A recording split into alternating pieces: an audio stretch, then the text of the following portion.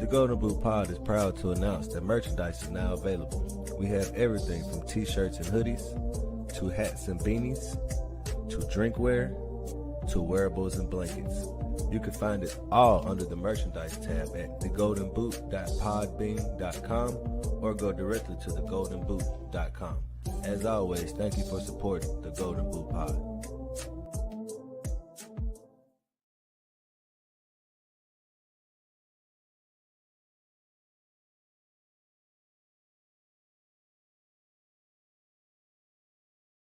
The views and opinions expressed in the Golden Boot podcast are those of the speaker and do not necessarily reflect the views or positions of the Golden Boot podcast as a whole.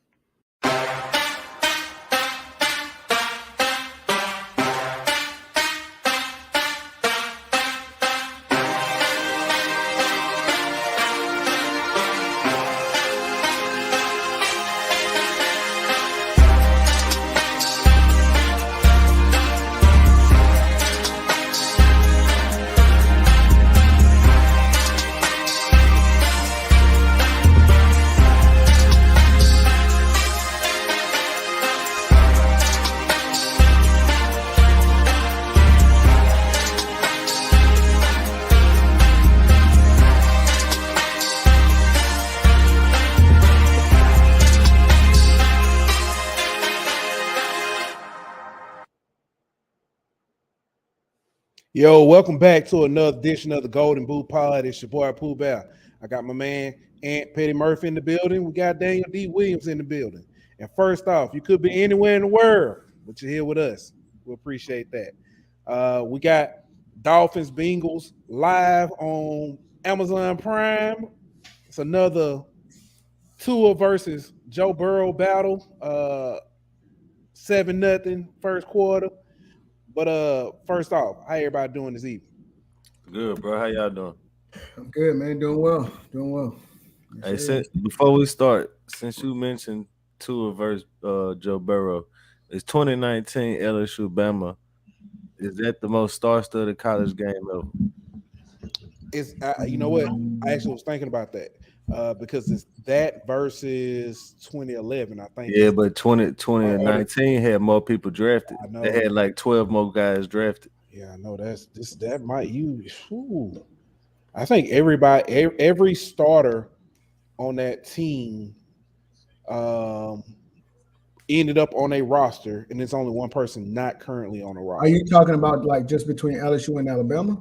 Yes. Yeah. No, I'm saying like the most. Yeah, just them two teams. The most talented was that game. The most star-studded game. We ain't talking about like Florida State or Clemson. No, I thought y'all were talking about like in general. Oh, just yeah. I mean, because you had 55 future pros in that game, bro. Right. Like that's, and not to mention you had what I think like 12 of them first round picks or something like that. The quarterback, running backs, and receivers from both teams all win the top 2 rounds of the draft. Right. Like that's unheard of, dog. Yeah. That's quite impressive. Very impressive. Very impressive. Speaking of matchups, we got a matchup this weekend. LSU versus Auburn on the Plains. All right, now let me pull it up, see if I can get us the spread and everything. I should have had this prior to. Let's see. But last time I checked, the spread had come back. It went all the way up to 9.5 and had come back down to. It's 8 on my app. Yeah, I saw 8.5. Let's see. Yeah, on DraftKings they got it as 8. So there was one I was looking at the other day had every all the books.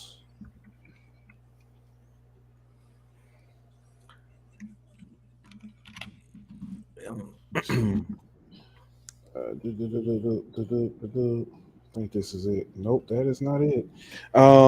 But yeah, so I guess the question it's about 8 points. So 8.5. Over under at 45. We talked about this before. We talked about this before with LSU playing in Auburn. We talked about this Sunday, as a matter of fact. 1998 was the last time anything more than a touchdown. In 1973 before that. But 1973 before that. So to your point though, to that point, Mhm. it seems like every 25 years we beat them by more than a touchdown. And right. this would be 24 years since the last time. So it's due to happen. Let's go. You're right. You're right. So y'all I can't predict argue with a that. blowout? I'm not gonna say I predict it to happen. I'm just saying it's due to happen. I'm not saying it's gonna be this time. It could be the next time we play them, but it's due to happen. Within the next few times we play that we beat them by more than 7. I just don't know if it's this time or not. I guess we're gonna give our score predictions later on. Y'all cool with that? Yeah, All right, that's cool. We'll find out what we think then. All right, I'll tell you. Go ahead. No, go ahead. Oh, we still talking about LSU Auburn, right? Correct. Okay. I'm a little skeptical of the quarterback Ashford, just a little bit, just because of his athletic ability. I think he can be a game breaker if he gets loose. Now, if they let him throw the ball, I don't know. If I'm LSU, I'm putting all 11 in the box, and I'm gonna try to make him beat me passing. That's I'm with you on that. I think they had, if you include him with their running game, they got 2 good backs. And Bigsby and Hunter, they got 2 good backs, and their quarterback is, I'm not gonna say he's an elite runner, but he's an above average runner. He's a good runner. And so as our defensive line, like we talked about Florida State, when you're facing a running quarterback, you gotta be disciplined, you gotta keep contained, and we're gonna have to tackle. We can't let them extend plays by getting all of yards at the contact. Like Tank Bigsby has, if I'm not mistaken, he's got more yards after contact than he does total yards. Or that might have just been last game, but yeah, he had 45 yards after contact. But he only had 60 total yards. So and so I mean, like, and that's that their offensive line is trash. Yeah, the offensive line is trash, but he can break tackles if you don't wrap up, and he can make something out of nothing. So all right, here we go, fellas. So we can boom. Yeah, so consensus is 8 points. Over under is 46. Man, look at that, what it opened at though, bro. Open at 1. Yeah, that was wow. Right now it's saying a 0.01% chance of rain, but I think that's going to change depending on what the path of the hurricane and everything. Hurricane Ian. I probably should have said this. Our hearts and minds are with those affected by Hurricane Ian, Florida and everything right now. But bounce back. We'll be praying things. Hopefully things will happen to help y'all shape back. But back to this. Oh, excuse me. Depending on, and my thoughts were, because I've started, as we do, I started thinking about things more from a betting perspective of how the game, because Vegas be knowing that could be on the shirt. Vegas be knowing that might be on the shirt soon. With point spreads and how things go, like the over under at 46. If it rains, I'm going under, especially if I'm going under either way. But if it rains, I'm going under. Auburn can't pass. Robbie Ashford does not scare me as a passer at all. But I mean, if honestly, if let's say it does rain, it kind of plays in their favor though. They can't. They're not because because whenever you're looking at it from a perspective of our run game. With Armani Goodwin being out, he's kind of been the bell cow for us this season. You know what I'm saying? Hey, my boy said Vegas gonna flip the Buffalo Wild Wings switch. Yes, sir. Right. But yeah, I agree that if it rains, it kind of plays into their favor. But it also slows the game down, which means you won't see that overhit at all. So I don't think that for 46.5 or what, I don't think that's hitting either way it go. Yeah. I'm like, so if it does hit, it's because we put up all the points. Auburn is not going to. They scored 14 points against Missouri, and guess what? They scored them all in the first half. Right. Yeah. And see, at the beginning of the game, the quarterback, he actually looked decent. Scripted plays. Yeah. That's what Renard and Mhm. shout out to Renard and Tuck coming on Sunday. They mentioned that. They said when those 15, first 15 scripted plays, they always look good. And then the adjustments come and they just don't make them. So Yeah. They don't execute well. They Yeah. don't execute well. So, I mean, what do you guys think about that defense? I'm not hearing too much on that defense. It's not bad. Now they can, like what Penn State did to them. If I'm not mistaken, it was like a close game at halftime, and then in the second half, Penn State blew them out. They just wore them down because their offense, Auburn's offense, couldn't do anything. The defense, got worn down as the game went on. They can be pushed around a little bit up front. So this might be a game that we can kind of see our running game get kind of going a little bit, but they're not as bad as their offense. I mean, that's the offensive line is their offense is undersized and yeah. Their offense is so bad that me saying their defense isn't as bad as their offense, it's kind of not doing their defense justice. But it's a decent unit. I put it like that. Yeah, and then I mean we're gonna have Dellinger out, and I think who's taking his spot? They're moving Frazier to the left Mark guard. Frazier. Yeah, And then probably Bradford gonna be in the right guard spot. Yep. Shout out to the chat. Marvin Mackey said, "What's up, fellas? What's up, Marv? What up? This old vet. Marv asked where CB. He was at work. He was finishing up. He said he had a few more loads before he could get out. Let's see here. Marvin also says he thinks this is the year we win by 3 teddies. I hope so. I wouldn't mind it. Right. Yeah. We good tonight, Zay. Good. Appreciate you coming. I did not. Alley Boy says, did y'all see the interview with Coy Moore? I did not. I'm trying to find it now. That's what I'm saying. I always forget about him being at Auburn. What do y'all think about that? Because right now it seems like he's their best wide receiver. And that says something too. But you know what? I'm not gonna say too much. He's not a bad one, but he's not a wide receiver one though. He's a slot wide receiver. Yeah, he's not a game breaker. Like the fact that's their wide receiver one, and the fact that they got Robbie Ashford and Kyle Zada and TJ Finley at quarterback kind of shows the lack of recruiting that Brian Harson's been doing over there, especially on offense.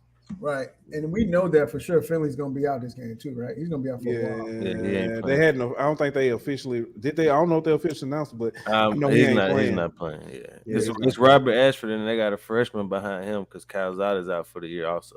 Yeah. Right. Yeah. Well, the thing is that freshman comes in, and you guys know sometimes they can be good, then sometimes it can be bad because then you come in and you can look like All-American. A lot of times, man, them teams be looking like. Well, the Mississippi State guy came in, broke all kind of SEC records, and then 3 weeks later he was on bench. He won a freshman though. He was a I'm just saying.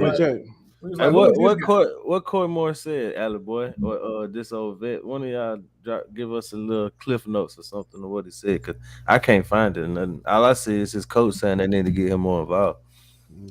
All right. Speaking of freshmen, though, to your point, Will Campbell is ranked amongst the top offensive tackles in the SEC.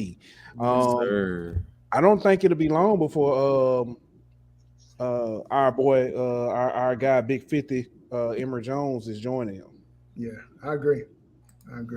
Definitely. I mean, in 166 pass blocking snaps, Will Campbell has given up 1 sack and 3 pressures with 0 penalties. Yeah. That's impressive. That's elite level play, bro. Yeah, if my memory serves me correct, and I could be wrong. I don't know exactly. Was week 1, right? The sack was week 1, but if my memory serves me correct, Emory Jones is only giving up 1 sack. Yeah. He just hasn't played as many snaps. That's the thing about that 1 sack. It was kind of like a miscall. You know what I'm saying? Because on the Emory one, it was a miscommunication. Yeah. Right. So I mean, honestly, man, when was the last time we had possibly two freshmen All-Americans on the O-line? Whitworth and at the same time? Yeah, who was the guy who came? Nice Swinger, I think, came in with him. That's the last time. That was 03 though. Well, they came in 2000 or 2001. So yeah, it's been 20 years. That's crazy. Like, who's the last true freshman that started left tackle? What, Saron Black? That's the only person. Teron Black is the only one I can think of. And that's what 10 years ago, 11 years ago. Yeah, that was So that's what I'm saying. Like it's like literally a once in a decade, once in a 2-decade thing. right. And he wasn't at left tackle, but our guy Deculus, he was at right tackle. Yeah, he started right tackle. Yeah. He started. Yeah, you're right. Did he start as a freshman or he just came in? I think he came in as a freshman. I don't know if he started the whole season, but I know he did. I know he did. He started games. He started games but I don't think he started from week 1. No, right. Yeah. Right. Also, somebody else that pops into my mind. It's crazy to think about this. Like now, where he is, Cam Wire. He ended up having to come in for. He came in for was it Sadiq? I can't remember. It was against Auburn in 2018. At left guard. Had to been Sadiq. Well, no, left guard. It was Sadiq. Then. It was 51 who transferred to Kentucky. No. He no. You're. I know who you're talking about. Rosenthal. He played for Sadiq in 2019 when Sadiq was suspended. Yeah, no, he came in for Garrett Bruffield. Garrett Bruffield got hurt, and so he had to come in. Did you guys see the Corey Moore? Yeah. Oh, he talking spicy. Said K-Shun. So for those of you on audio, Corey Moore said he was LSU's #1 receiver and was better than K-Shun. That's what he said. Interesting. Hey, wow. I respect the confidence, bro. I do. I respect the confidence. I'll leave it at that. Yeah. Wait a minute. Hold on, though. Him and K-Shun came in the same class, right? Mm-hmm. He did get more PT his freshman year than K-Shun did, no? No, not really. He might have started out the season getting more playing time, but at the end of the year, it was clear who was better. Yeah, right. 1000%. That's funny though. Somebody's gonna get locked up. What you say, and I appreciate the confidence. Yeah, that's really all I can say, bro. I mean, you're supposed to feel like you that dude, you know what I mean? But you don't have to necessarily take shots at anybody else, you know what I'm saying, to boost yourself up. But I admire the confidence. All right. Score predictions? Want to do that now, or we got? We can do score predictions. Yeah. I'll go first. I think the score is going to be. Give me a good old. I say we win this thing 27-17. No, actually, I say 27-14. No, 27-13. I think we win by 2 touchdowns. Man, bro, you gonna change your score that many times? Yeah, because I was thinking about it. I don't think they go. I think our defense is better than. Hey, what are you gonna do, right? So basically, you was just changing your score till you pick my score because I was gonna say 27-13. Okay, I changed my score. But you keep that. I'll go 24-13. You keep the reason why I say that, I think they'll score a touchdown. I think they can score within their scripted plays, possibly score within their scripted plays, and they'll probably get field goals. They got a good kicker too, though. They do have a pretty. I give them 35. I say we win 35-17. 35-17. I'm telling you, I just don't see us putting up 35 points. I don't see. I hope I'm wrong, but I don't see them putting up 7. And the reason why I don't see them, Mississippi State has a far better offense. I have an offensive identity and a better offensive line. I do not see Auburn outscoring Mississippi State. But I think they do have. But they at home Auburn, though. You got to take that into consideration. Yeah, but then you got Auburn. They got Tank, and they have the other running back. Then plus you got Ashford. He could possibly get out on the loose. So you never know. I mean, it could be. I just want to say this. Now, a lot of people don't talk about this. Y'all know we shut down Tank last year, That's true. Yeah, and then Bo Nix ran wild. he did. He did. Oh, that game was so sick. I just, I don't, we've only scored 35 points twice this year, and that was against the two non-conference opponents. And we did score 31 against Mississippi State. That's fair, but we were at home also. So I don't see us getting 30 points. I hope I'm wrong, but I think it's gonna be a little lower scoring game. I think it's gonna be an ugly game in a sense. Yeah. I mean, my thing is our offense is finally hitting its stride right now. You know what I'm saying? And I think this could be a breakout game. Kayshawn's coming back this weekend. I think they finally figured out the deal with Besh. Hot take. Does Kayshawn come back hurt the offense? Are we back to force feeding him? I don't think you need to force feed him. When you say are we back to, we only really did that one game, right? No. What game you feel like we force fed That him? That Southern game, Jaden was looking at him a lot. That's the only game I feel Southern like Southern and Mississippi State. I feel like we were trying to force it to him too much. I feel like Southern we forced him the ball, but I don't feel like we forced him the ball against Mississippi, and definitely not against FSU.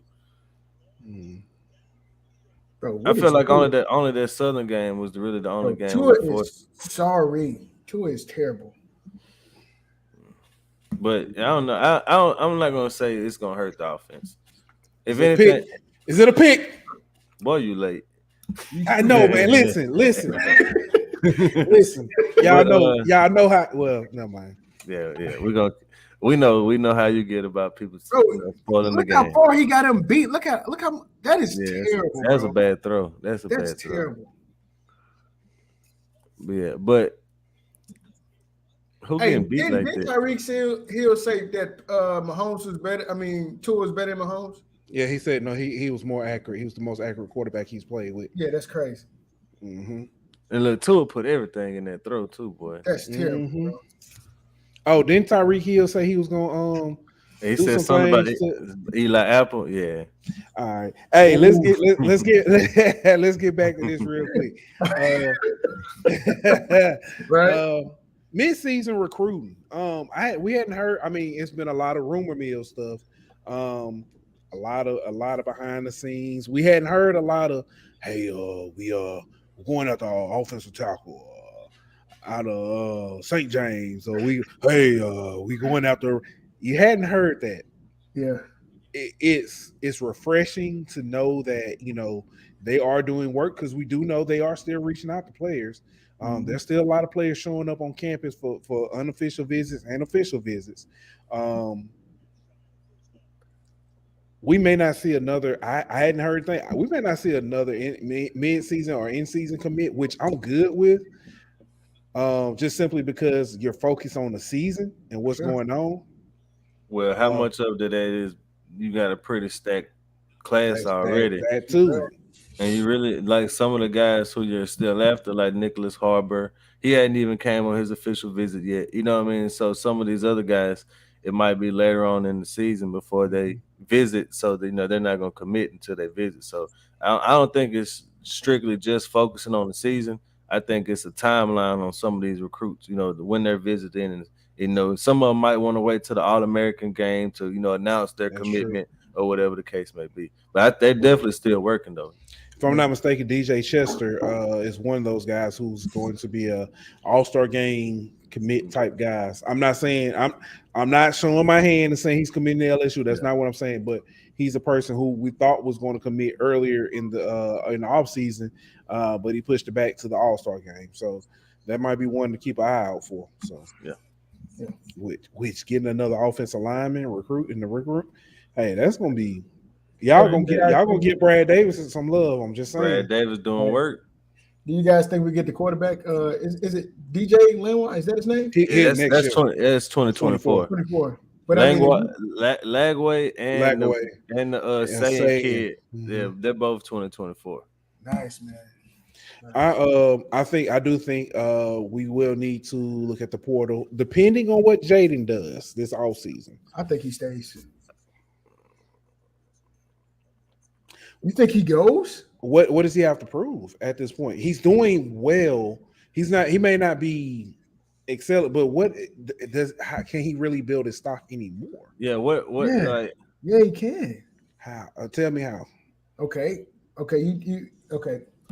Joe Burrow, 2018, right? But hold up before you finish. That's a big difference because Big difference. Burrow, that was Joe Burrow's first year putting film out. You got 4 Right. years of film on Jaden Daniels after this year. Right, but look what kind of system that he was playing in and all the turmoil. So you think the system's changing like 2018 to 2019 LSU after this season? Let me ask you a question. I think the team can be a lot better next year. That's not what I asked you though. But hold on. It's not about the team.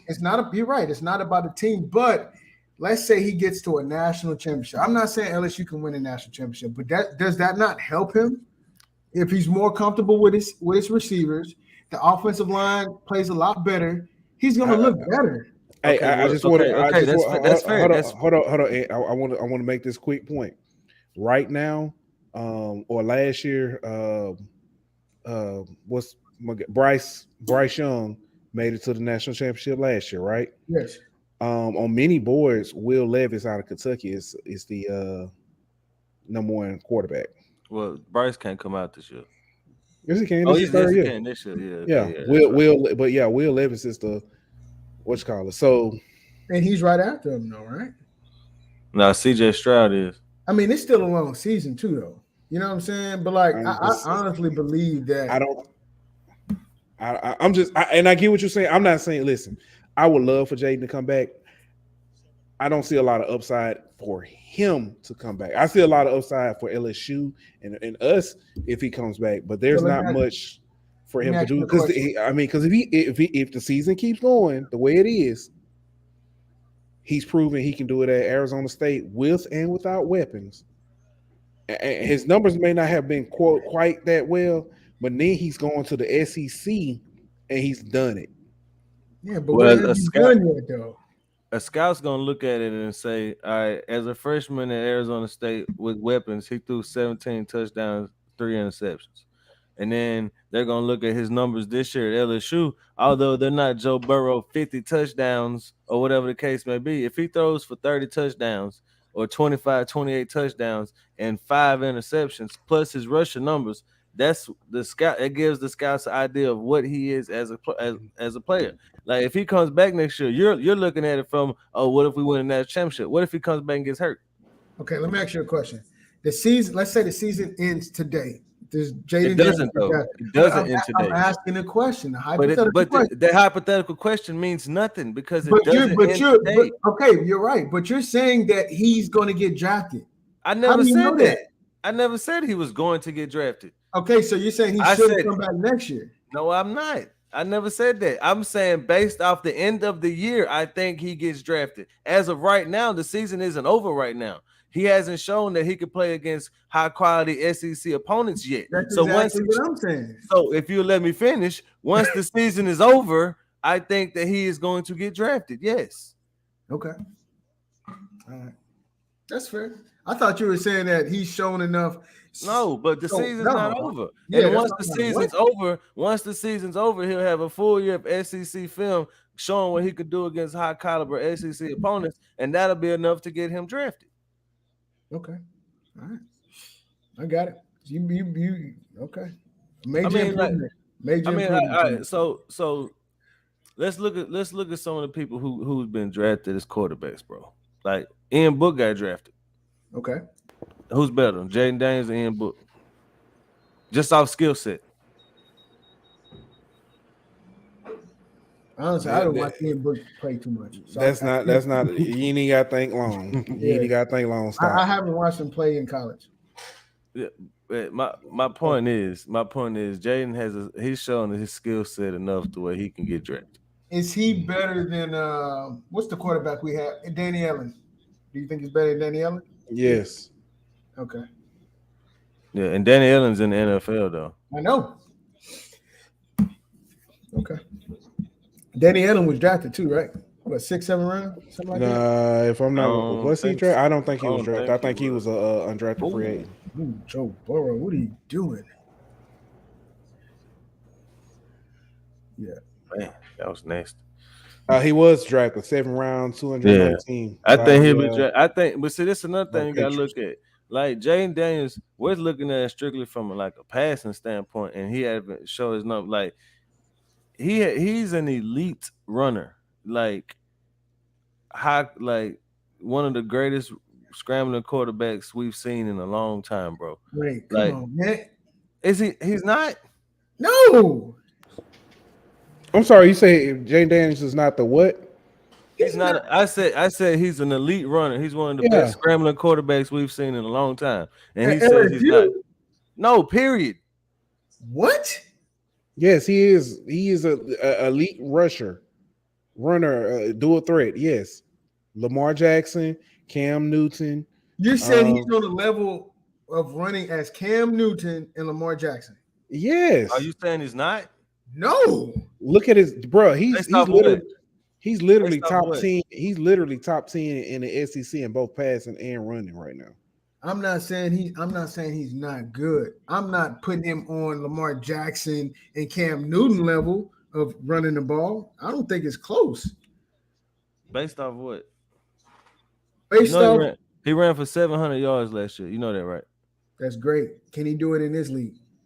Well, I mean, he's already got like 304 games. Oh shit! So, right. I mean, come on. I mean, you do the numbers. You do the numbers. I mean, you still got a game versus UAB. You still got a game versus Ole Miss. You still got a game versus Auburn. You still got a game versus Texas A&M. Like you acting like you. How many games? You got 8 games left. I need to see more, man, before I start comparing him to Lamar Jackson and Cam Newton. I just need to see more. Now, I'm not saying he's going to win the Heisman. Daniel, I'm not trying to be funny, but you got 3 years plus of tape on this dude. Talking about you need to see more. I need to see more, bro. Okay. All right. Like I do. Like I'm not saying he's better than either one of those guys. I'm saying but when you're saying on elite, that level. He's on that. He is elite. You don't rush for 700 yards as a quarterback and not be elite, bro. Bro, there's in a Power 5. I get it, but there's a level missing. Like I think put him down. Don't put him on the same level as Lamar Jackson and Cam Newton. Like that's too. Yeah, they're Heisman Trophy winners. He's not a Heisman Trophy winner. Yeah, but he's an elite runner. But I guarantee you, they didn't win the They didn't win the Heisman just strictly off their running. No, they're not. But he's talking about running. I think you're comparing the total package. He is. No, I'm talking about Cam Newton running over Patrick Peterson. And that's a different style of runner. It's a different but I'm talking about Lamar Jackson juking, making everybody look stupid. He doesn't do it. He just runs past people. That's all he does. He runs past them. He's so smooth and fluid when he runs, though. You're basing it off the way it looks when they run. I'm basing it off their production when they run. Yeah, I mean, I got it. I don't think he's there, but I got it. We can agree to disagree. That's cool. We'll do that a lot. But my point still remains. He's one of the best rushing quarterbacks we've seen in a while. So that alone will help him get drafted. Okay. Mm-hmm. All right. LSU versus Tennessee. It was announced Monday. This game is at 11 o'clock in the morning. I will be in that number. Let's go. Does that? All day. I know. We talk. I know that pretty much counted you out. No, I ain't gonna say it counted me out, but bro, leave the house at 6 o'clock, bro. If I leave the house at 6, I'll make it there. Hey, you might need to leave on Friday. I'm probably gonna leave Friday and stay tonight. Cause if I leave at 6 in the morning, I'm still gonna get caught in all that traffic and barely make it to the game. So hey man, look, I got two bedrooms. Let me know, dog. I got you. You know what I'm saying? I might have to come down. They got one in the rooms got a car bed in it. The other room you can be a princess. No, it's a bunk bed. I'm about to say it's a bunk bed in there. I'm gonna be half my legs gonna be hanging off the bed. No, man, I'm looking forward to that game though. I think it's Florida level. Behind Alabama, I think this is the game of the year for LSU. I think this is the game of the year. that game, it's gonna be a good game. Yes. 11 o'clock is Early. is early, It is early. but Florida was 11 o'clock last year. That's true. You just got to, I mean, you just gonna have to put some whiskey in your coffee or You get know some something else? mimosas or whatever it is. But Just let me start say early. this. Let me say this real quick. Oh, light bulb. Go ahead, Daniel. Go ahead. I know you said that them and Alabama can be the biggest game of the year. I think the reason why I think this is the biggest game of the year is because if you win this game, you're gonna have so much momentum. You beat Auburn, you handle business this weekend. You beat Tennessee. You go into that Alabama game because we play Alabama right after them, right? We got a bye week, obviously. We got a bye week, but then we play Alabama, right? Mm-hmm. Yes. You go in that game. What? We're 3-1 right now, right? You go 4-1. No, you got another game. You got Florida, I think, in between them.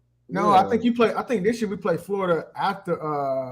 You think about next year's schedule. You got a yeah. game in between because you got Auburn, Tennessee, a game bye week, You then got- Bama. Yeah, Auburn, Tennessee, Florida. Florida, yeah, that's what I thought. You got 2 games. You got Auburn, Oh, wow. Tennessee, Tripping. Florida, Ole Miss, and then Oh dang, I Alabama. forgot. Okay, so Ole Miss give me. I think this game. The only reason I think, one of the reasons I think this game is gonna be so big. Not only is Tennessee gonna be undefeated, but when the last time we played Tennessee at home? Right. It's been a while, and we actually played them, and they've been good. You know what I mean? So I think that's one of the reasons I've been looking forward to this game, probably more than the Alabama game this year, is because we don't ever play Tennessee, and especially not at home. And so so that's what 2011, 2010, 2010. 2010. Yeah, so that's why it's been forever, bro. So and that's one reason why I gotta make this game, even though it's 11 o'clock, bro. I got to. It's cool. Light bulb went off. The last time we played Tennessee at 11 o'clock in Baton Rouge was the year Tremont Waters was sick and Javante had to come in. It was basketball. But that was 11 o'clock. That was Javante coming out party, boy. And Tennessee was, boy. Javante went ham that game. And look, I don't want to just completely just blow off Auburn, but I'm excited. I'm not. So I'll say this because somebody we were talking. I used to be this kind of person, and I kind of am to a certain extent. But the type person like, hey, you can't look past Auburn. We ain't playing. Exactly. Players can't look past Auburn. Right. We can look past. We were in a podcast. We gonna set up next week. Hey, Right. Yeah. Speaking of that, next Thursday we do have a special guest coming. He's Mr. Alan Bell from Sportsline. He helps, sets up betting. Well, he doesn't set up betting, but he's a sports bet capper and everything. Huge Tennessee fan. I'm sorry. I know, but he's kind of one of those guys who always has a nugget on stuff like Tennessee is outscored opponents such and such in the first quarter and stuff. So it's gonna be. I'm looking forward to that. Real. Speaking of Tennessee, on Blake's show AYS earlier tonight, somebody had mentioned that Tennessee defense ain't that good. They're not. I got a counterpoint on that. Okay. And because Blake mentioned 2019, and our defense in 2019 wasn't great all the time neither. Mm-hmm. And somebody else pointed out that our defense was good up until we were up by like 3 scores or whatever the case may be.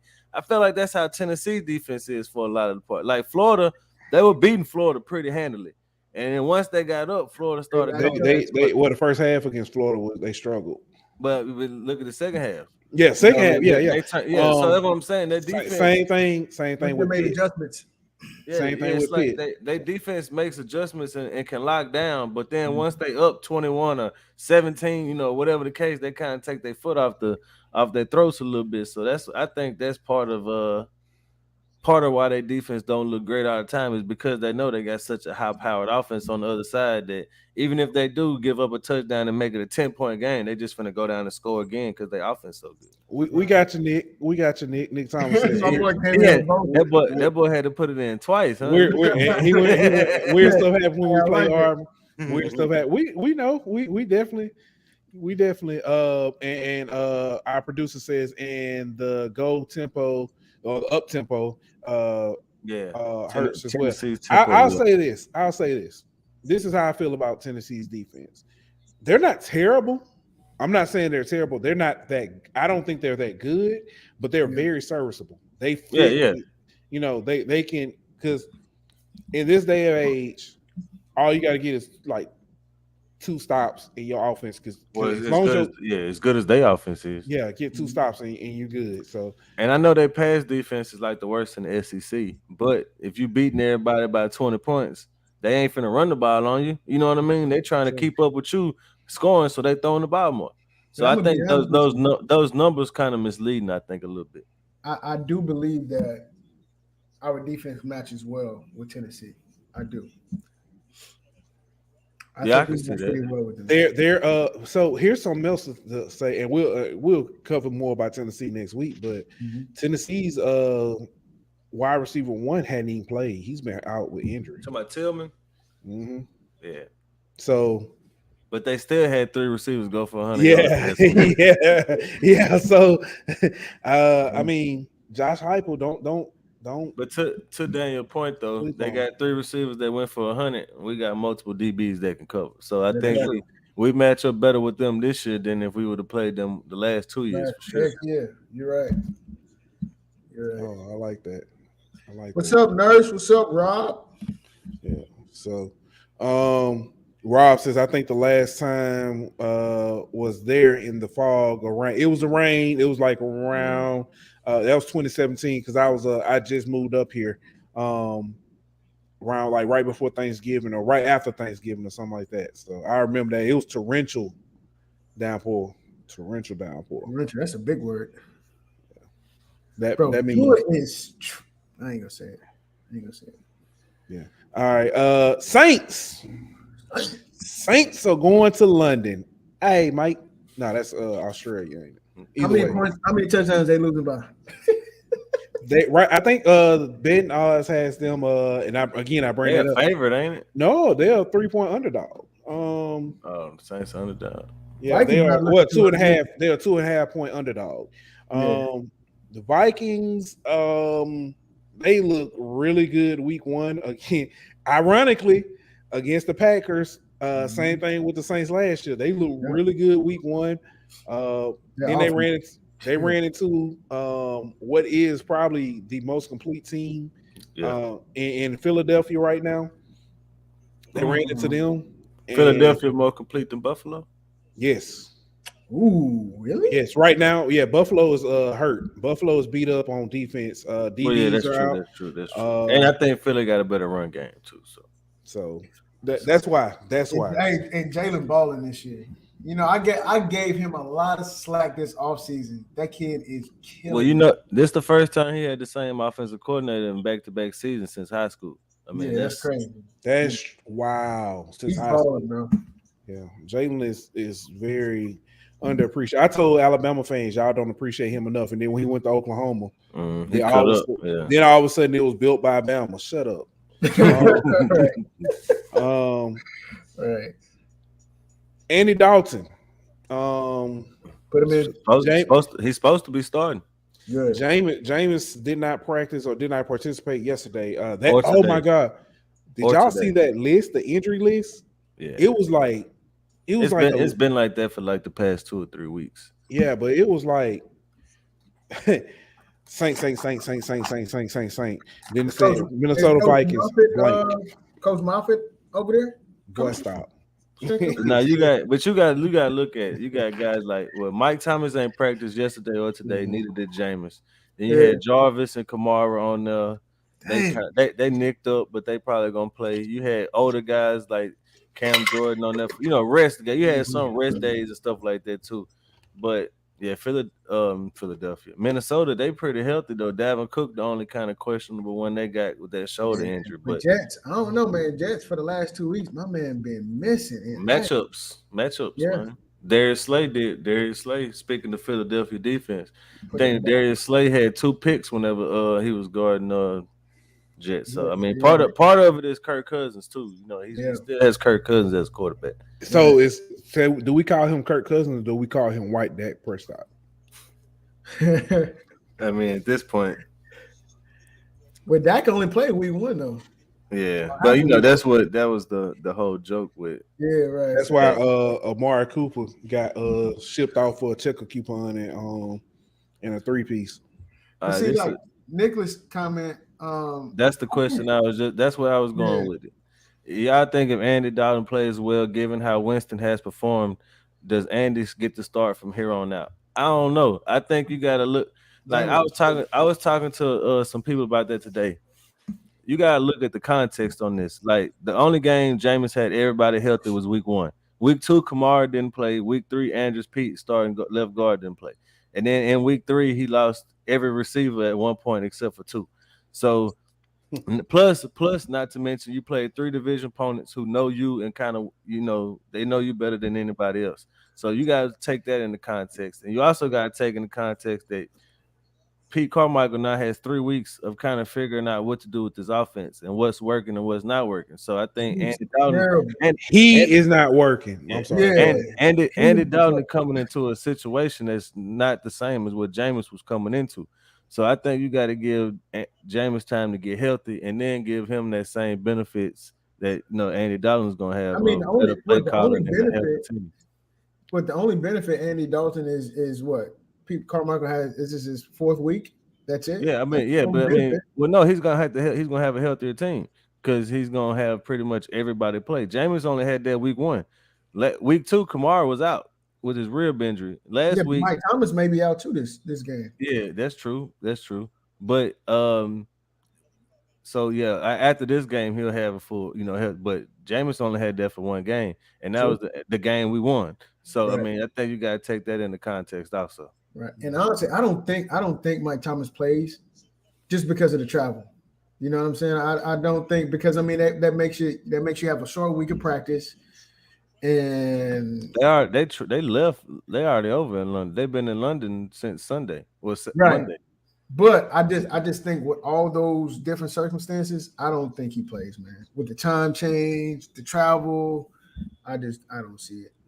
I think he plays before Jameis. I don't think Jameis plays at all. Yeah, Mike Thomas got a toe injury, so that's one of those things where if you could kind of play if you had to type deals. I think it all just depends on if they view this game as a must win.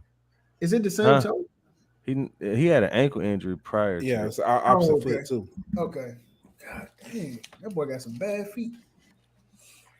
And that turf is killing people, bro. They need to get rid of that stuff, man.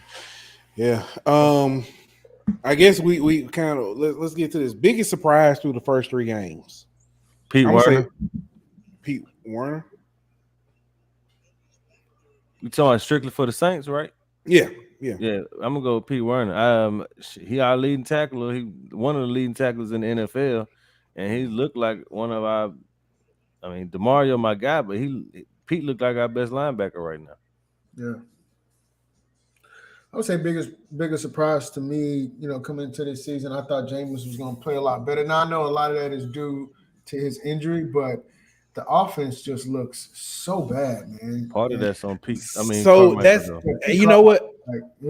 I was thinking about that today, and I was going to say it said biggest surprise through 3 weeks and three games, and I was like Pete Carmichael, but then again, is that a surprise because a lot of people I was against the hire of Pete Carmichael, and everybody told me I was crazy that he was a great offensive coordinator because of the one season and season and a half that he called plays or whatever. But I just hadn't been impressed by him at all. I think if you want to say biggest surprise in a negative way, it'll probably be the offense as a whole. Right. My biggest surprise is the record. I thought we'd be not necessarily 3-0, but I thought it would be at least be 2-1. Yeah. At least we do not. The Saints do not even look competitive right now. Right. I mean, even in the game we won, we were still down 16 points. I mean, like that's slow starts, and I kind of go back to all the moves they made in the offseason when they kept Dennis Allen, when they kept Pete Carmichael. When they just tried to keep everything the same, and just it kind of felt lazy. It felt lazy, and that's kind of how the team is playing. You know what I mean? I said that. Yep. I mean, I'm not saying that I was the only person, but I'm just saying I literally said I was like, why? This is Sean Payton 2.0. I don't want Sean Payton 2.0, but that's what I they. don't want Sean back. It's worse than Sean Payton 2.0 because at least with Sean Payton 2.0, you had the mastermind of the offense in the building. You didn't have somebody else trying to run that dude's He got offense. to the playoffs. I mean, but no, I'm saying he was still the guy who came up with the offense was in the building. Right. No, Now you got a guy who's trying to run somebody else's offense, and the guy who you trying to run his offense, he ain't in around. You can't like. I wish they would have hired Doug Peterson as a head coach, bro. Yeah. Look at what he's doing in Jacksonville, man. Yeah. Complete 180 in Jacksonville. It's crazy. I'm gonna say this. A lot of people ain't gonna like it. I think Brian Flores should have got a better shot. Because look what he did with the Dolphins. That's an interesting point.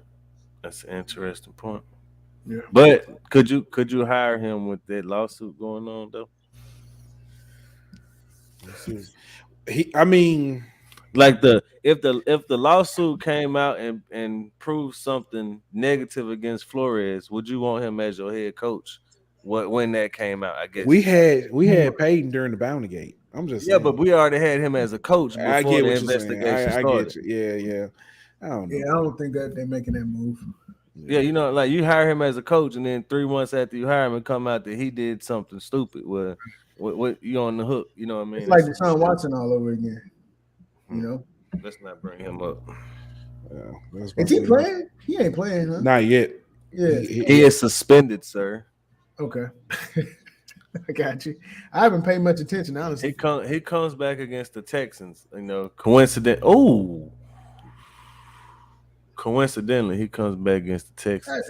That wasn't a cheap play. I mean, he's literally. I ain't saying it's cheap. It's the way he hit him. Yeah, like the intent wasn't necessarily. It was the effect. Yeah. So some of this ticky tack, 2-hand touch, got to stop. In the Pro Bowl. But how much of that was a sale job though? I don't know. That looks awkward. Speaking of that, I know it's not in the topics. Dang, you just said the Pro Bowl. The Pro Bowl just decided to change their format. It's going to be a skill competition, then a flag football game. Daniel, man, you both coach flag football for Little League kids. How do you think that's going to play out with the NFL? I think it'd be interesting. I think it'd be fun to watch. I mean, I hate it for the linemen. You know what I'm saying? Because, I mean, what are the linemen going to do? What's the point of them? It's 7-on-7 at this point. Yeah. Now, I will say, with the linemen, putting them out there, let them run a route or two. Hey, that might be a skillies. Yeah, a skillies 7-on-7, and then you have a lineman 7-on-7. Hey, I mean, I just hate that it's just. I just wish they would have just brought the skills challenge and kept the game. But you know they ain't gonna do that because they don't want to. Ooh, now that was a. Like shoot, he concussed again. Yeah, he out. Oh shit, he is definitely concussed again. He probably shouldn't have never played tonight, honestly. Yeah. Well, he got hit. Tackle sacked him and he pulled back. He hit his head again. He out. Yeah, oh my god, that's kind of scary for him, bro. That's very scary. So I'll say this. Relate to this. We was talking about. Dang, I don't know if you've had to talk. You know what I'm saying, or thought about this with your child. I know we mentioned this before. Since we're looking at this about the concussion. Yeah. Playing when you gonna let your son play tackle? Yeah, by playing tackle. My rule I had because now my oldest is in high school. He's a junior. But me and his mom talked, and same thing with Dylan. 3 concussions and you're done. Yeah. Man, honestly, I never had this. I never had to talk with my son yet. You know what I'm saying? Because he last year was his first year playing. He's in kindergarten. This year he's in first grade. But I think honestly, I'll probably let him play flag football until he's probably in the 5th grade, 6th grade. Then let him go play tackle. But I can say, man, I don't know how many concussions I had, bro, growing up. That's why my memory's so bad now, dog. I ain't gonna lie to you. I know of one concussion I had didn't come from football. I'll tell y'all that story after this show. Yeah, Remind me. No, it wasn't like that. I only had one concussion during football, but I've had a few. I got one in a basketball game, believe it or not. But when I tell y'all gonna laugh at me, and I'm not finna let the audience. But no, I think that's a good metric though, Pooh. 3 concussions, and I agree with you too, Daniel. My son, I mean, he only a year and a half now, but he ain't playing tackle until he at least middle school. Dylan will be playing tackle next year. How old is he? He's 6. He'll be 7 next year. So I'm pretty sure, it's something I'm just praying on. So I will say this too. I will say that I would, if I was the coach, I probably not gonna be a coach. But if I was the coach, or if I knew, like, if Pooh, one of y'all was my son, I probably would be more willing to let my son play at a younger age. But part of the reason why I'm not letting my son play at a younger age is because go ahead. I'm gonna throw this comment. Part of the reason why I'm not gonna let my son play tackle at a young age is because some of these coaches out here don't care about your son, your child's health and their livelihood. You know what I mean? So that's part of the reason I want to wait until I know for sure I got certified coaches and stuff like that. Right. And I'll say this too, man. As a lineman playing, and especially whenever I play ball, it wasn't helmet to helmet. You know what I'm saying? Every play, you know what I'm saying? We had a technique where we taught to hit with our helmet first, then bring our hands. You know what I'm saying? To get extension. So literally every play, I mean, the way you tackle now is being taught is completely different. Chris, hold on, give me a second, Chris. I'm gonna answer that. Nick says, you talking about a team that was actively tanking, LOL, and they don't like Tua, so of course they let him play. All right. Hold on, Nick. Hold on. This my boy right here. So you got to understand Nick. Nick is always wrong. First of all, he's like, damn, he's out. First of all, Nick, you say he like me? Yeah, you always wrong. So first of all, Nick. Hold on. I got to stick up for Daniel. He's not always wrong. He's just usually wrong. Bro, chill. 90%, 9 times out of 10. Yeah, but go ahead. But first of all, the front office was the ones actively tanking. Mm-hmm. The coaches and the players are not going to tank. You're not going to make me believe that a football team is going out there putting their life and body on the line, hoping to lose. You're not gonna make me believe that. Secondly, the old coaching staff didn't necessarily like Tua, but that's the reason why they hired this coach, is because they wanted somebody who would work with Tua and wants Tua. So I totally disagree with you on that, brother. All right. Now, Chris says, when should I put my son in tackle football? That's the decision you got. Youth coaches he's for. Now, Chris, I'll say this. Me and Daniel both mentioned, get him in get him in soccer, get him in flag football, baseball, just so he can get used to being in organized sports. That's right.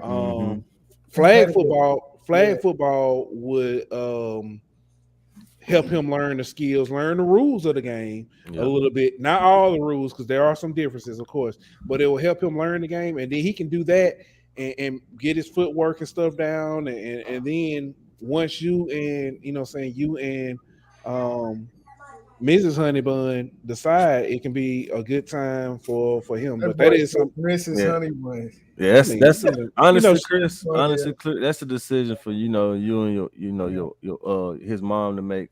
Not one that we can kind of give you we can just give you our advice, but that's to each his own type decision. You know what's best for your child and what he can and can't, do, and what he is and isn't capable of. What up, little Daniel back there? I love my dad. We see you back there, boy. Trying to play hide and seek. Where you about to go? What's up, little Daniel? What's up, man? What's up? Hey, I saw your pictures, your flag football picture in your Spartan uniform. Hey, telling you was hustling. I was hustling. But yeah, and this is the baby girl right here. Yeah. Say hi. Hey.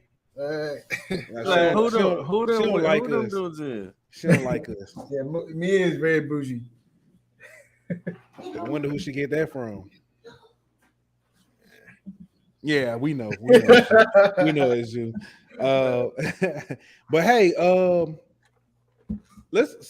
we hadn't had HBCU hour in a minute, but it's some stuff that came up. Georgia Tech recently just fired their head coach. Actually, they fired the head coach and the athletic director. Rumors have been swirling. Deion Sanders' name has popped up plenty of times. You want to go, Daniel? Yeah. So of course, for us, we've been talking about how Deion is, trying to build a legacy, and it's not all about the money. But honestly, I've been in a lot of HBCU spaces recently, and Deion's son is having a heck of a season, right? We're gonna talk about that in a minute. But I don't think he goes to Georgia Tech this season. But I think if he was to go, the fact that Georgia Tech is in Atlanta, you know what I'm saying, it's the Mecca. Deion played baseball for the Atlanta Braves. He played, Atlanta Falcons. I don't know, man. It'd be a match made in heaven, I'll say this. Oh, go ahead, Pooh. I just want to say this. Somebody said it on Twitter, and I laughed. Georgia Tech is not Atlanta, and I'm leave that alone and just keep.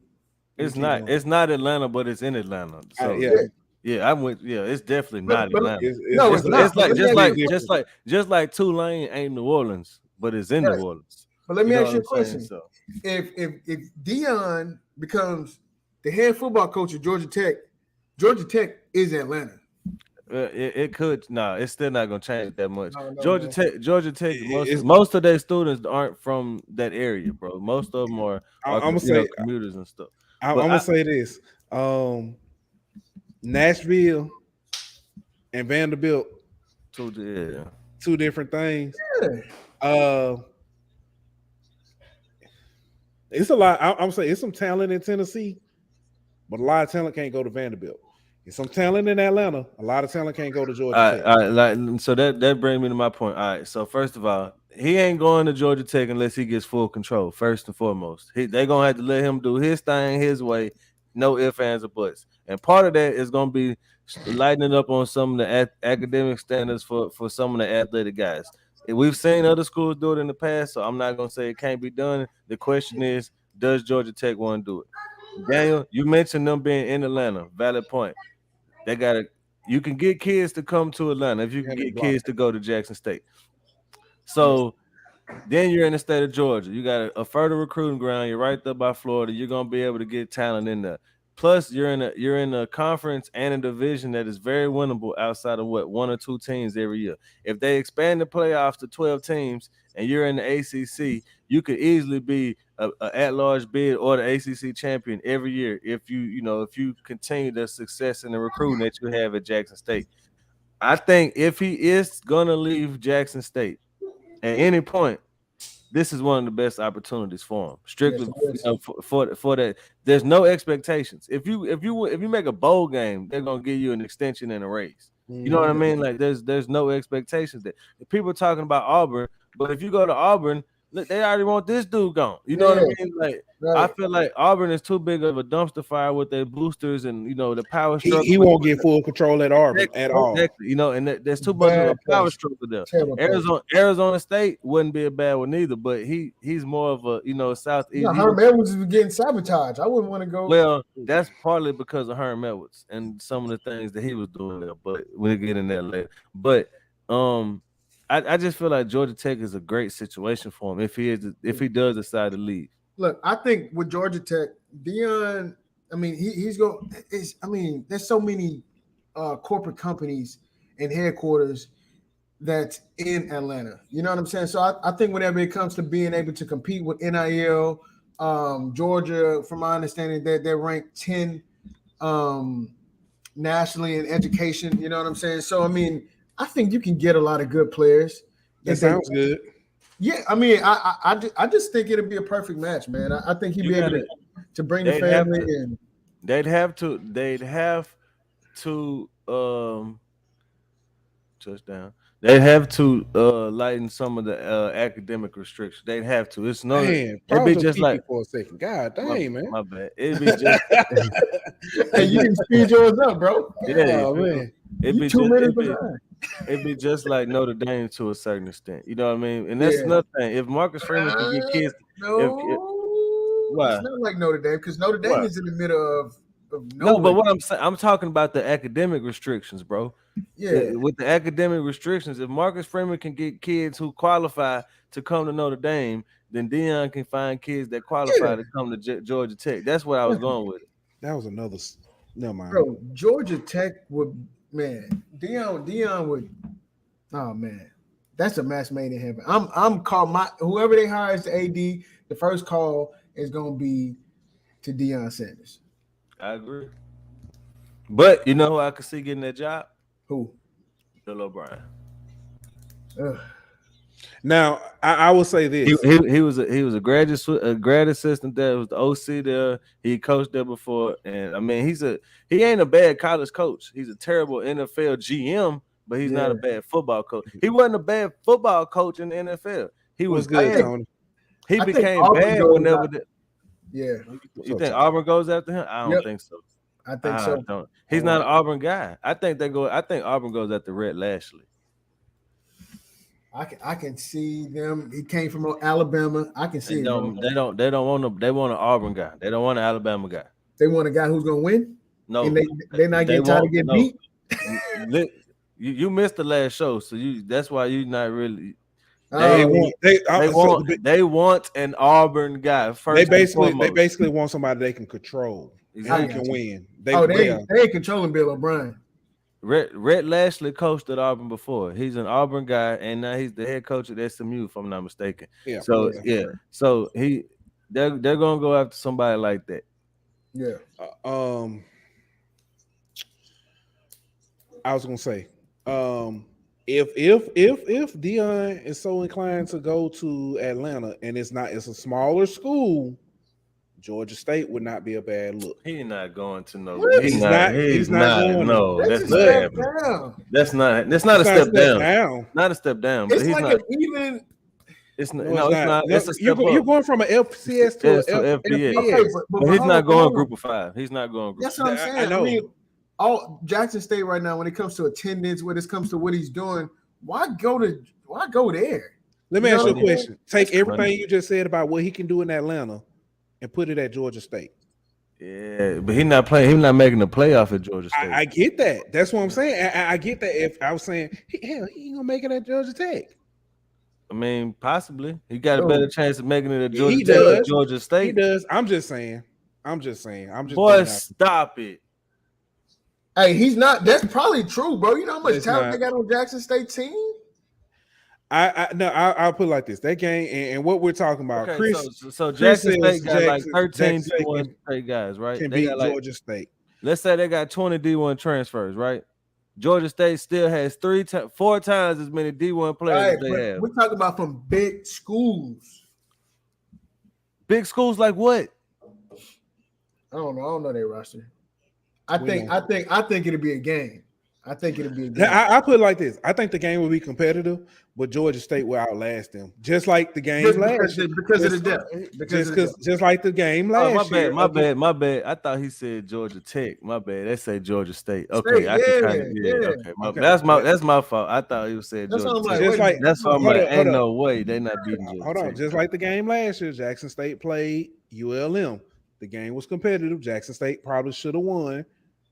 Or could have won. I don't want to say should have. Okay. They could have won. They could have won. I mean, somebody acting like ULM. Hey, don't world beat us. Hey, how many games Jackson State lost in the regular season last year? They lost one, and it was to ULM. Okay, then put some respect on our names. I'm just saying. Was that ULM's only win? No, it was not. Why you trying to? They also beat Liberty last year. Since everybody wants Hugh Freeze, they also beat him last year. They did, and missed the first round pick. Hey, does Hugh Freeze go to Auburn? No, he's not. He ain't gonna be able to go back in the SEC until what? Until the SEC commissioner Probably until he gone, and probably after that, they gonna get that man a Why pre-roll. why would he leave Liberty? To get a better job. I ain't gonna say it. I know you said Hey, it. first of all, Nick, stop it, boy. You ain't been here in 20 years. Stop it. You don't know what's going on around here. And Chris, what school you went to? Oh, Well, you a Lima B Southeastern too. Blake finna kill me for that comment. So I had to throw someone. That's the only school down there by where he at. So I had to throw it out there. look, a name producer. Yeah, see, I should have never said Southeastern. Everybody finna kill me in these comments. That's funny, man. Log off. All right. So Shador. We talking about the Heisman. Shador's putting up pretty good numbers. Actually, I ain't gonna say pretty good numbers. He's putting up numbers competitive with excellent. You know what I'm saying, numbers compared with Bryce Young, CJ Stroud. But he's not playing the teams that Bryce Young and CJ Stroud are playing. He's looked good against who he's played against, and I'm not taking anything from him. I do think, and I'm not saying a money game or anything like that, but I do think a game against somebody like North Dakota State might not have been a bad look to put up numbers. Yeah. I mean, you're talking about a program that's the program. You know what I'm saying? I mean, North Dakota State is the Alabama of the FCS schools. So yeah, I agree. First of all right, can we put an end to this nonsense about him winning the Heisman? Yeah, he's not gonna win the Heisman. First of all, he needs to set his sights on winning the Walter Payton Award before he even worries about winning the Heisman. First of all, that, and honestly, I don't even think that he's the leading candidate to win the Walter Payton Award. Shout out to former LSU quarterback Lindsey Scott, because I think that right now he is the front runner to win the Walter Payton Award. Lindsey Scott is still playing football? Yeah, he's still playing football. Yes. Where's he at now? You may if you want to ask me, I could have told you. I'm gonna look it up, bro. That is crazy. But yeah, so first of all, the last time that somebody who wasn't a Power 5 player won the Heisman, it was like in the 80s. Didn't Lindsey Scott come in with Miles Brennan? Yeah, no. if I'm not, or the year after, one of the two. Yeah, he came in the year after. After he's at Nickel State. That's yeah. Bro, that is crazy. But yeah, so and he putting up some numbers, ain't he, Pooh? Putting up some numbers, ain't he? Yeah, I know. He put up some numbers last year too. But that's what I'm. So first of all, unless the greatest season by he's at Incarnate Word. My bad. He's at Incarnate Word. He transferred from there. He took Cam Ward's spot. That's right. But the greatest quarterback season I've ever seen from a SWAC quarterback was Steve McNair's senior season. He set an NCAA record at the time with like 4,900 yards, and he finished third in the Heisman. So where is all this coming from about him winning the Heisman when he ain't even gonna put up better numbers than Steve McNair did? Hey, so and then it's hold on, Pooh, because I feel some type of way about this. Secondly, it's easy to put up great, like people comparing their numbers to Bryce Young and CJ Stroud, but which one of them quarterbacks is still throwing the ball whenever they up 30 points? That's true. Yeah, and that's one reason why Deion gonna make sure that his son numbers look good, because he keep him in the game whenever it's a blowout and still throwing, so his numbers look good. I'm not saying the kid ain't good. He has he's definitely looked impressive, but this is more of a this is a campaign that Jackson State's doing, and they propping their candidate up by making his numbers look better than what they really should. I do want to see him against somebody, a defense that's gonna put pressure on them like South Carolina State did. Exactly my point. He completely folded last year. I want to see the growth if he's grown since then. Back to Lindsey Scott real quick. 2022. This is so far. He's 94 of 131, 71.8% completion. That's crazy. 1,402 yards, 16 touchdowns, 2 interceptions. How many yards? Rushing. I don't know. I ain't look for his rushing yards. Got me doing work, dang. Oh, dang. Dang, got me doing work, dang. Hey, that's impressive, bro. Rushing, I'm telling you, that's what I'm saying. Rushing, he's 29. Well, no, not that many. I'm tripping. 29 attempts, 92 yards, 2 touchdowns. My point is people looking at Deion say, hey, my quarterback putting up numbers better than Bryce Young and CJ Stroud. He should win the Heisman. Not even realizing that there's people at his level who got better numbers than he does. Yeah. That's why I hate how Deion says something, everybody just runs with it like it's some kind of gospel, bro. Man. But at the same time, he has to say that to get his son recognition too. No, you don't. But look at it. His son is not playing. All he got to say. Yes, they are. Yes, they are. Yes, they are. They played on ESPN twice already this season. I'm talking about headlining ESPN. They have. When was it?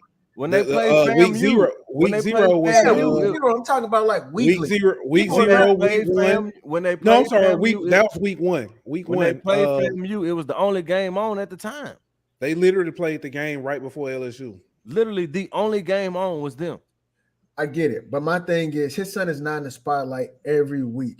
His son is his son. His son is in the spotlight, bro. Not on the national media, man. Man, yes, he is, bro. No, yes, they're not. And no disrespect to my man, but they're not talking about him on what he was past the line of scrimmage.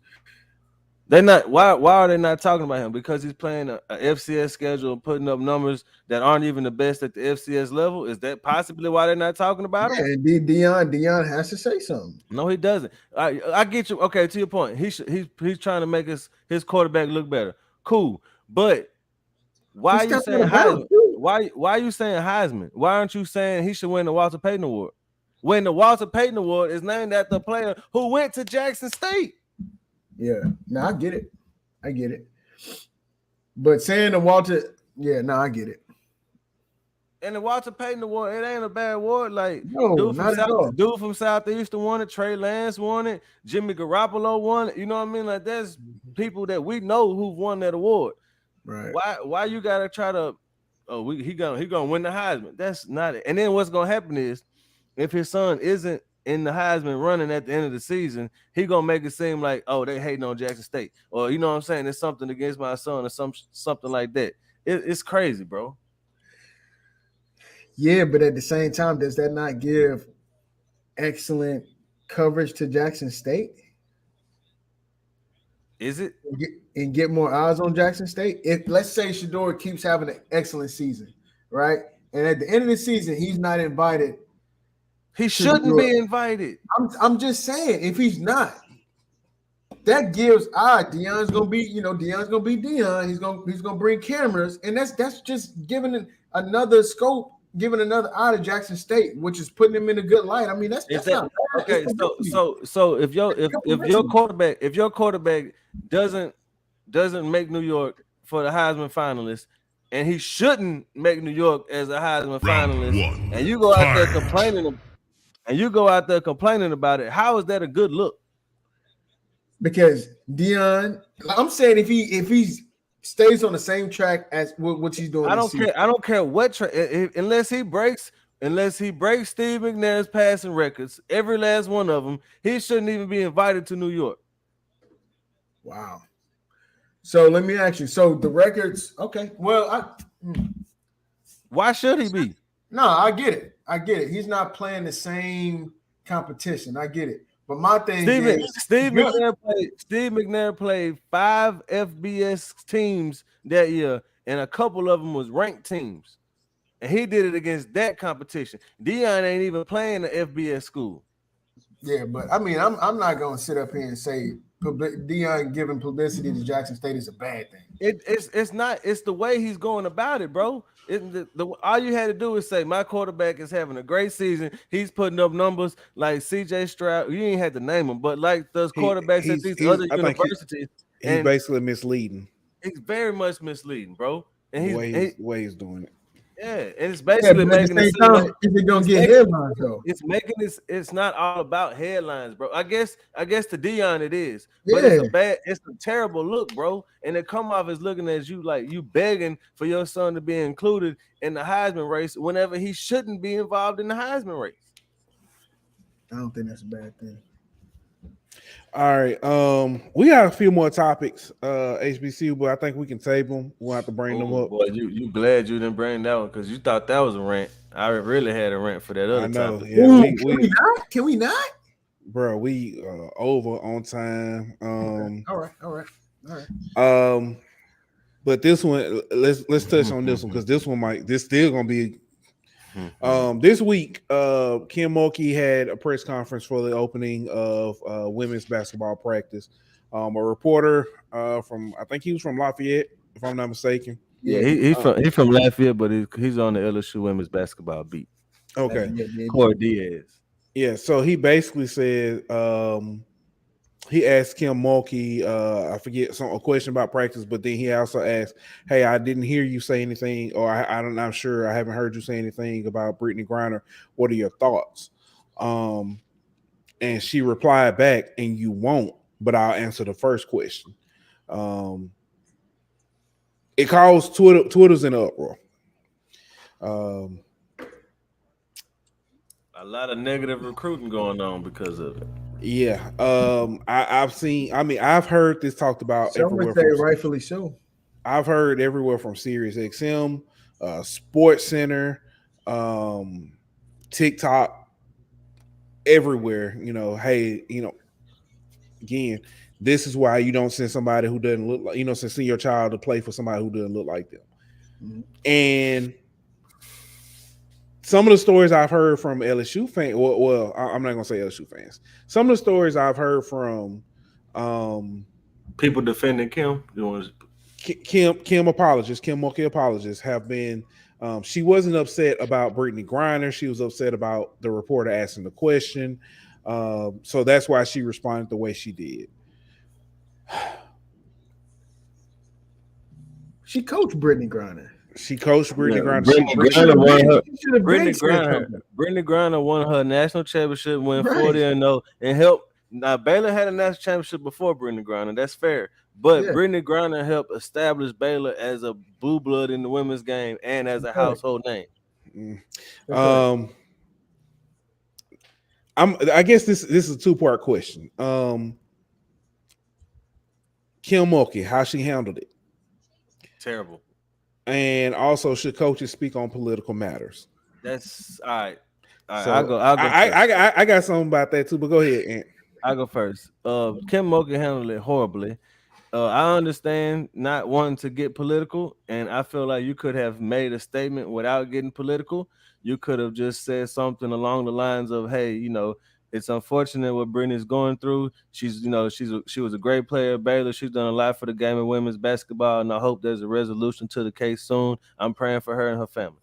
Boom. You didn't get political, but you made it seem like you cared, and you know what I mean. And you didn't just blow it off like I don't really care about her or anything like that.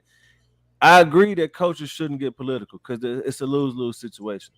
You know what I mean? You're always gonna make somebody mad whenever you speak on political things. So I understand her not necessarily not wanting to get political, but I think she did a terrible job of showing empathy and basically just showing that she cared about one of her former players. Now you can bring up the stuff with her and Griner and their whatever dispute or whatever. They don't have the best relationship. That's fine and dandy, but she's still one of your former players, bro. And sometimes we talk about is some things are bigger than basketball. You know what I mean? And whatever y'all dispute was about, the hiding sexuality and all that kind of whatever that was about.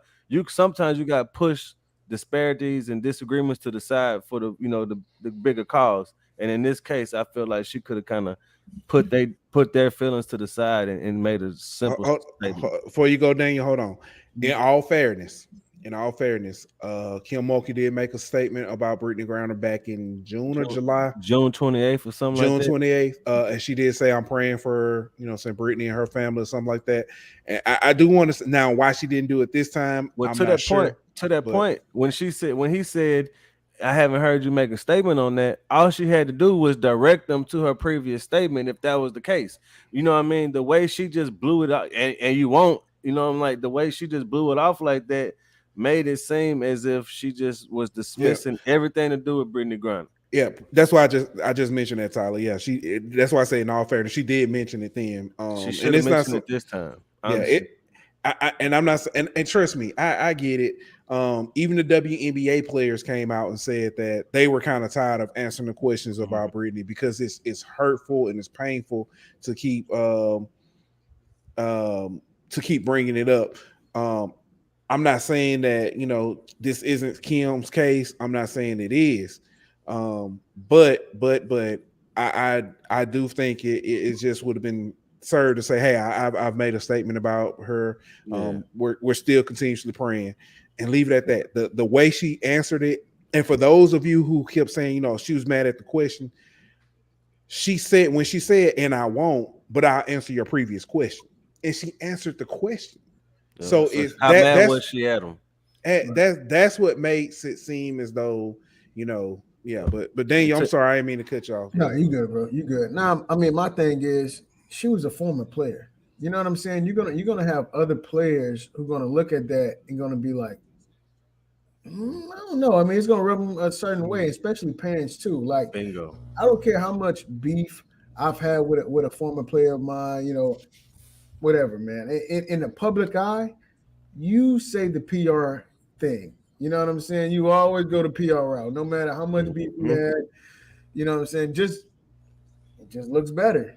So I just think that maybe it was off the cuff. She wasn't expecting the question, but at the same time, you ain't no rookie at this. Bingo. You know what's going on. Like, exactly. It just wasn't a good look at all. Yeah.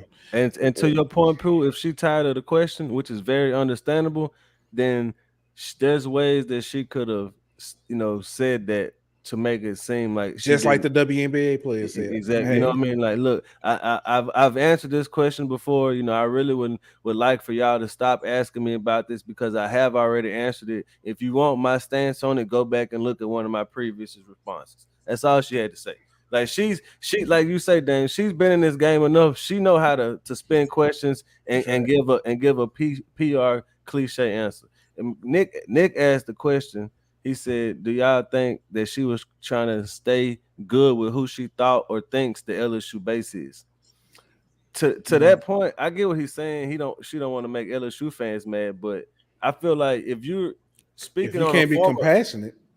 Speaking on a former player who's in a situation like this, I don't think would distance you from any LSU fan. I don't think it'd make any LSU fans mad. I think actually it's the exact opposite.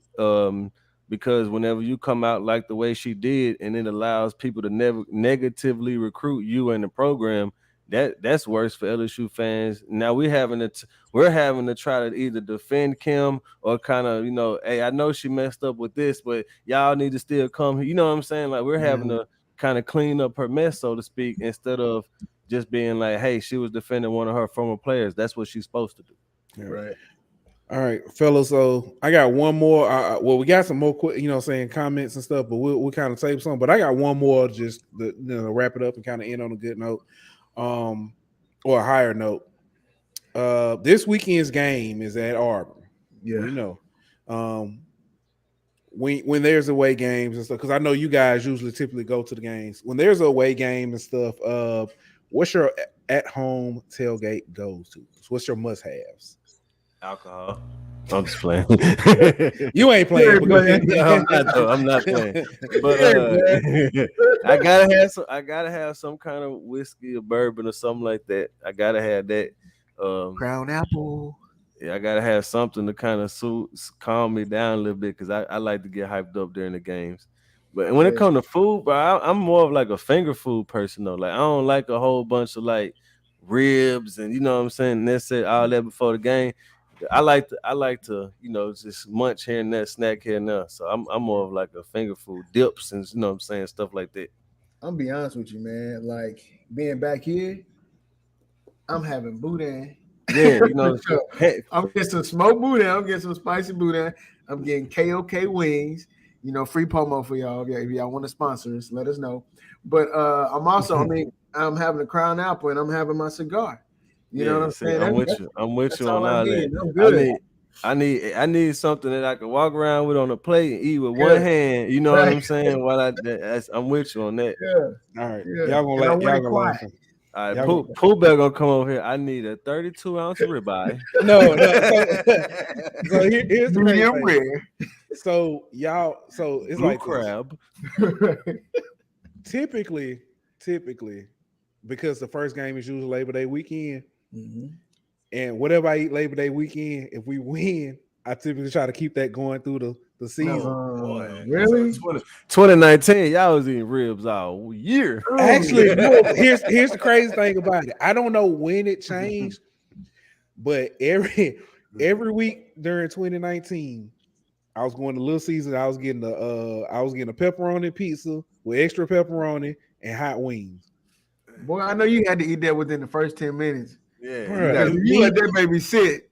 You gotta eat Little Caesars on. You gotta eat Little Caesars on the drive back home. Like, man, listen, me, Dylan, and Jay would sit there like the Alabama game. I ordered, just had them drop it off. Man, we sitting there. Yeah. Oh, they deliver. Yeah. I didn't even know they deliver. Yeah, now with DoorDash and stuff like that, they'll deliver. Oh, okay. DoorDash and stuff. I got you. Boy, let me see. I'm gonna tell you, 2013 was rough. It started off like this: half slab of ribs every week until Georgia. Then when we lost, well, your blood pressure was high. Yeah, ain't lying, boy. And then when we lost, then it was then I was trying to figure out. So you one of them superstitious people, huh? You wear the same shirt every game and stuff like that. No, been wearing the same drawers since. Now I will say this: in high school, I did. You wore the same drawers in high school. I wore the same boxes. I washed them.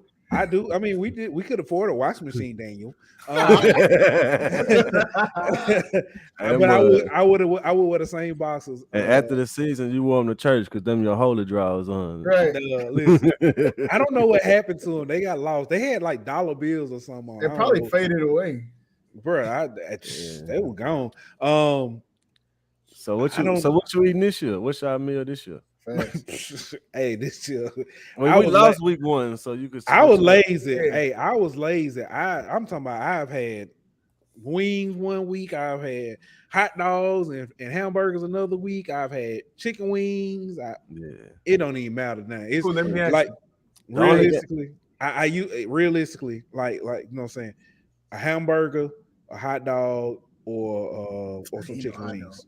See, week one I didn't go to Florida State, obviously. So I did do some steaks that game. I don't know why, but it was early in the day though. You know what I mean? Yeah. So by the time the game kicked in, I was just kind of nibbling on some stuff. But and then last week I actually went to the UL game, so I tailgated out there and I had some boudin, some sausage. Pause. Whoa. Producer said, "I ain't five guys." Whoa. Pause. Hey. So Nick say I stay in San Diego. Hadn't had that good Louisiana food in a minute. Send me a plate, y'all. No, because you talked about ULM. And by the time it get to you, dog, it's gonna be dead. You just gonna have to come back home, bro. Hey, let me ask y'all: breaded wings or naked wings? Naked. Give me breaded all day. Naked. Give me breaded, son. No, I don't really care. I don't need all that bread, man. I need the bread. Y'all dry rub or sauced wings? Oh, sauced. Depends. Sauce all day. It depends. What's your go-to wing, Pooh? Like flavor? Lemon pepper? What about you? Oh, hold up. Lemon pepper is overrated. No, what? Daniel, you Lemon have pepper. yes. Lemon pepper hot, hold on, baby. I'll just lemon pepper 1X hot. Yeah, Hey, lemon pepper hot, baby. Caribbean. Hey, give me Caribbean jerk, or give me hot, just regular hot. Nah, lemon pepper That hot, baby, dude for said the lemon win. pepper is over. Hold on, Daniel, just for you. Y'all know lemon pepper is overrated. It's too salty. It's too salty. Oh, I'm sorry, sir. I'm not eating wings to be healthy, Is sir. that too seasoned? No, I'm not talking about Too it's seasoned too for you, salty. sir. I don't like salty food. That's bro. why you mix it with. That's why you get it hot because it's not as salty. I have to try it again. I tried it once. I ain't like it. Man, nah, bro. So y'all don't like being jerk? Yeah, they straight. I mean, sure. that's not gonna be my Hey, go-to. That's my Like if I go to a party and they got like different assortment of wings, I'll get some of them. So but I'm not gonna go order a 10-piece of Caribbean jerk. So no. I'll say this. I was telling somebody this when I went to Arizona last time. There's always a food baseline that you get that you can judge a restaurant by how good it is. If I go to a Mexican restaurant, I get a taco salad, and depending on how good the ground beef and stuff in your taco salad, that's your baseline. Okay, this might be good. Or let me tell you my baseline for Mexican. Hold on. The salsa. No, I Cornell side of fries is now my new baseline when I'm in Arizona. But yeah, I'm with you though, Daniel. It's not the salsa salsa though. good. If the salsa's good, it's good. It's the queso for me. It's the queso. For me.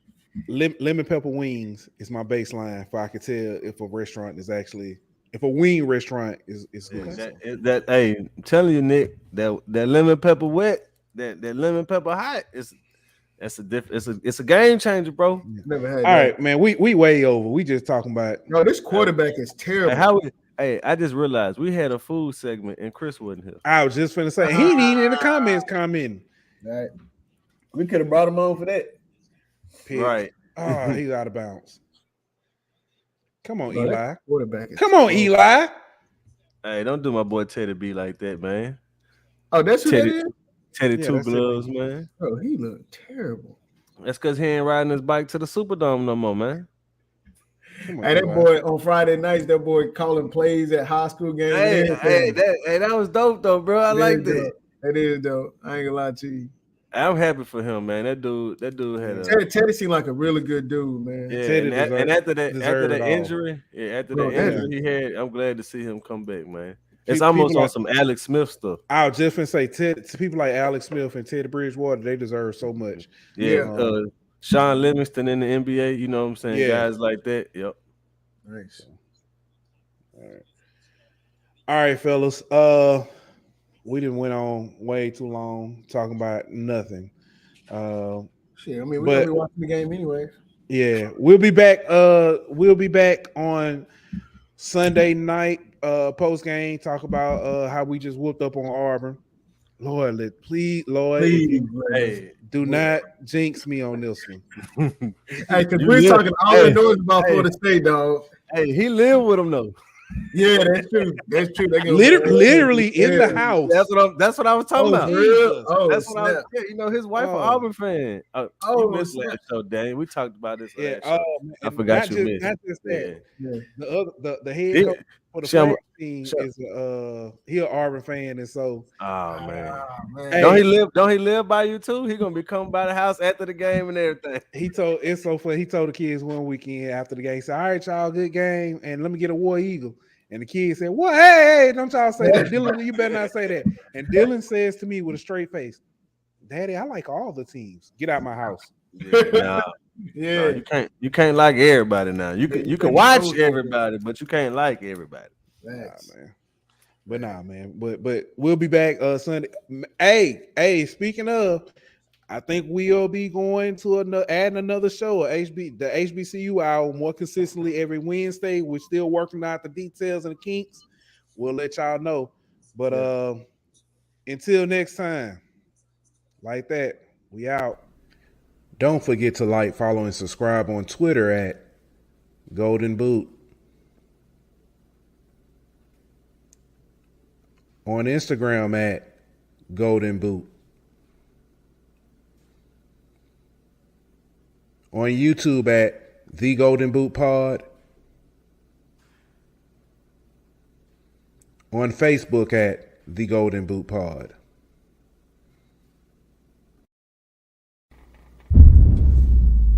Golden Boot!